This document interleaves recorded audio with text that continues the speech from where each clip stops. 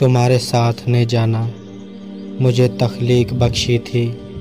मेरे अल्फाज को तरतीब तख्लीक को बहुत से ख्वाब कि मैं तो कशब से पल भर में वाक़फ़ हो गई। जैसे मैंने वजदान पाया था, बहुत से रंग मेरी सोच में यूं भर गए थे कि सितारे फुलझड़ी जुगनू बहारे सब लगे फीके।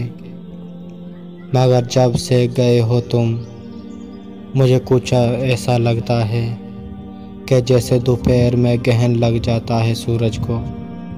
अचानक रात होती है, परिंदे सहम जाते हैं, कुछ ऐसा खुद से कहते हैं, अभी तो दाना चुगना था, अभी तो घर बनाना था, ये यकदम शाम क्यों आई।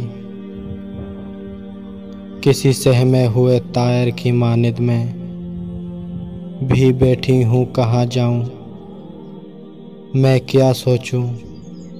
तखील बांझ हूँ जिसका, भला वो किस तरह सोचे, भला वो किस तरह सोचे, भला वो किस तरह सोचे।